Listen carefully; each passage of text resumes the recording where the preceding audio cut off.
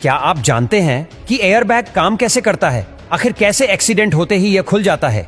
जब गाड़ी एक्सीडेंट की वजह से एकदम रुकती है तो हमारा सर स्पीड में जाकर गाड़ी की स्टीयरिंग से टकराता है और हो सकता है कि हमारा सर फट जाए, गर्दन टूट जाए। तो हेड को रेस्ट देने के लिए एयरबैग को डिजाइन किया गया। सीट बेल्ट के साथ में एक प्रॉब्लम यह भी है कि यदि एयरबैग नहीं होगा तो हमारी बॉडी और सर एक्सीडेंट के टाइम एकदम आगे की तरफ जाएंगे। लेकिन आज के टाइम में गाड़ियों में जो सीट बेल्ट आता है वो ऐसी सिचुएशन में बॉडी को मोशन से रेस्ट में लाने के लिए हमें जो झटका लगता है उसको थोड़ा कम करने की कोशिश करता है। और एयरबैग में एक्सप्लोजिव मटेरियल सोडियम एजाइल को यूज किया जाता है जो कुछ ही सेकंड में गैस में बदल जाता है और एयरबैग को खोल देगा। अब इस मैकेनिज्म में जो सेंसर है वह कुछ इस टाइप का है। इसमें पीछे की तरफ दो मैग्नेट है जिन्होंने इस बोल को पकड़ रखा है। तो जैसे ही कोई एक्सीडेंट होता है तो यह बोल इन मैग्नेट से निकलकर आगे की तरफ जाकर सर्किट को क्लोज कर देगी। जैसे ही यह सर्किट क्लोज होता है तो यह सर्किट सोडियम एजाइड को 300 डिग्री सेंटीग्रेड पर गर्म करता है और इतने टेम्परेचर पर सोडियम एजाइड में एक एक्सप्लोजन होता है और तुरंत गैस में बदल जाता है। यहाँ पर 50 ग्राम सोडियम एजाइड से 70 लीटर नाइट्रोजन गैस बनाता है। लेकिन इसके साथ प्रॉब्लम यह है कि एक तो ये मॉइस्चर को सोख लेता है और यदि इसको बनाते टाइम यदि कोई लीकेज रह गया और उस कंडीशन में एयरबैग खुलेगा तो इसका एक्सप्लोजन इतना खतरनाक होगा कि एक्सीडेंट से पहले ही यह सोडियम एजाइड इंसान की जान ले लेगा। और आज के टाइम में एयरबैग के लिए जो सेंसर यूज में लिया जाता है उसका नाम MIMS सेंसर है जो एक इलेक्ट्रॉनिक कंट्रोल यूनिट से जुड़ा हुआ है। जब कोई गाड़ी का एक्सीडेंट होता है तो ये सेंसर इस तरीके से सर्किट को क्लोज कर देता है और ये सिग्नल जाता है कंट्रोल यूनिट के पास में।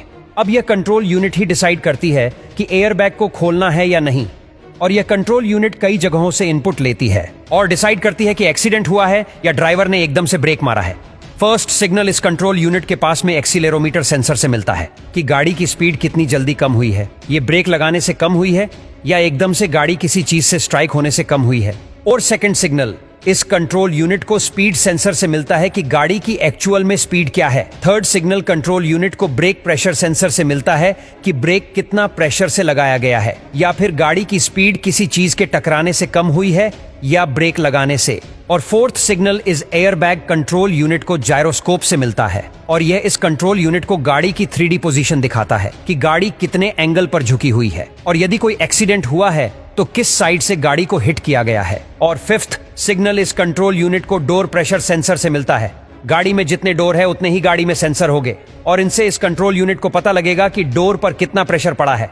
यदि ड्राइवर ने ब्रेक मारा है तो डोर पर कोई प्रेशर नहीं होगा और यदि एक्सीडेंट हुआ है तो डोर पर प्रेशर आएगा। Sixth signal seat occupation sensor से इस कंट्रोल यूनिट को मिलता है और यह सेंसर इस कंट्रोल यूनिट को बताता है कि गाड़ी में कितनी सीट पर पैसेंजर बैठे हुए हैं। जितनी सीट पर पैसेंजर होंगे उतने ही एयरबैग खुलेंगे। अब इन सभी सेंसर से यह कंट्रोल यूनिट डेटा को कलेक्ट करती है और 2 मिलीसेकंड के अंदर इस डेटा को कैलकुलेट कर लेती है। यदि एक्सीडेंट हुआ है तो एयरबैग के सर्किट को क्लोज करती है और जैसे ही एयरबैग सर्किट क्लोज होता है तो एयरबैग में जो एक्सप्लोजिव मटेरियल है उसको इग्नाइट करता है और एक एक्सप्लोजन करवाता है। इस एक्सप्लोजन के बाद में 20 से 30 मिलीसेकंड में एयरबैग में गैस भरने लग जाती है और 100 मिलीसेकंड तक पूरा एयरबैग खुल जाता है। यह एयरबैग 350 किलोमीटर पर आवर की स्पीड से खुलता है।